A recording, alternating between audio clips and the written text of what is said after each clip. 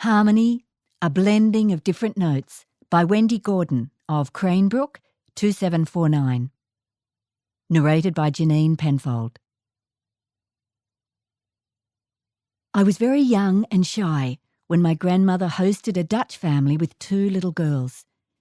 She looked after them in her home until they settled into their new land and found a home and work. The children, Hannah and Ulla, had blue eyes and thick blonde plaits. With my freckled face and short, straight brown hair, I thought they were the epitome of beauty. This was my first experience of diversity.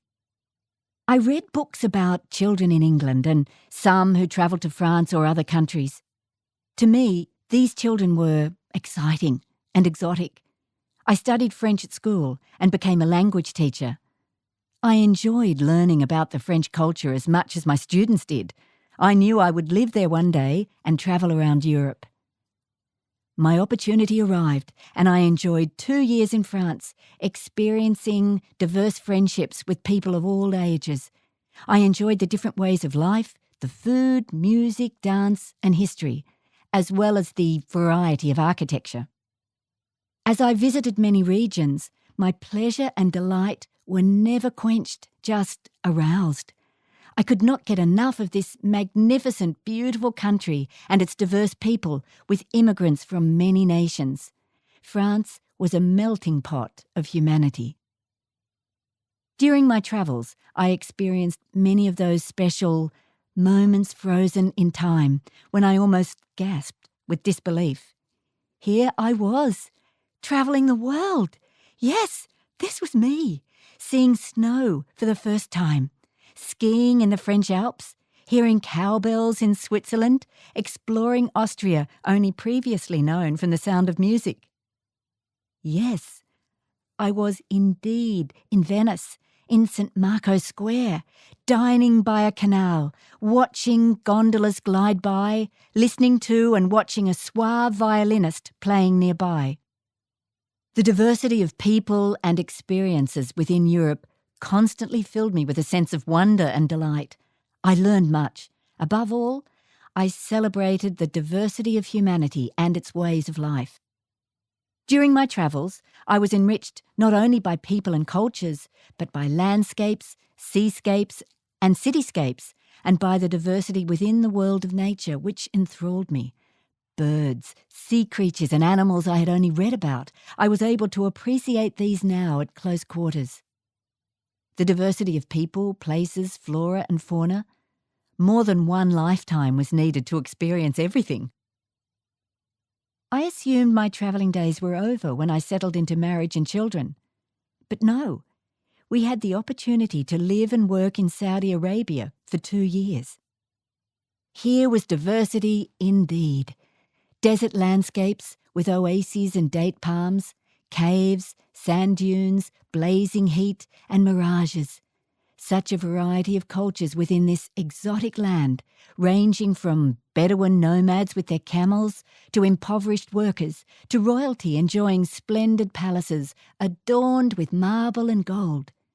There were camel races with young boys as jockeys, the mosques and prayer calls 5 times a day, and our weekly treat of tantalising Yemeni chicken and rice with cardamoms and cloves from the roadside stalls. There were the souks, markets with incense and gold, and aromatic spices and foods imported from every country of the world. It was as if we had experienced the world of Aladdin with his magic lamp. What diversity! The children attended an international school with 84 nationalities represented. What diversity to celebrate! And they did. International Day saw a wealth of variety in dress, dance, foods, music and customs. Our blue-eyed 4-year-old son had straight, silky, snow-white hair. His best friend was a black African boy with fuzzy black curls. They would walk everywhere, patting each other's hair, enjoying the difference. Our eldest daughter's best friend was the daughter of an Egyptian doctor. She taught our daughter some Arabic. The next daughter, aged 6, had an American boyfriend.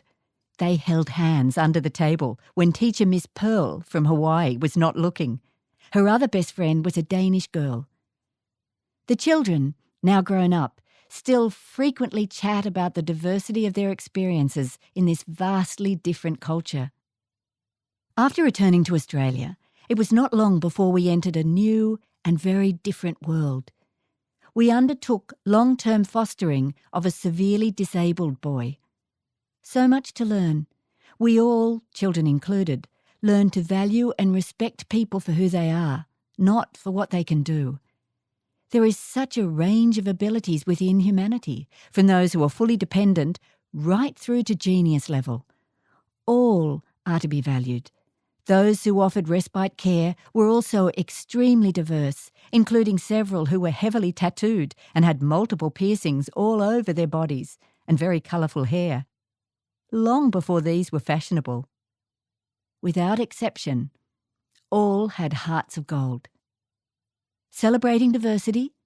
First, let's aim for acceptance, respect and appreciation, valuing and caring for our world, the world of nature and animals, and the peoples of the whole world. Let's learn to understand differences, whether they be in value systems, religion, politics, ways of dressing, foods, music, or any other mode of difference. I don't need to know or agree with the beliefs of others before I value them as individuals. It is not my role to judge. I have never walked in their shoes. Let's focus on differences, to appreciate and celebrate them, not to reject those who are different. Otherwise, how do we learn? How do we grow? A narrow viewpoint leads to tunnel vision, boredom, judgmental attitudes, and hypocrisy. You don't get harmony when everyone sings the same note. George Couros.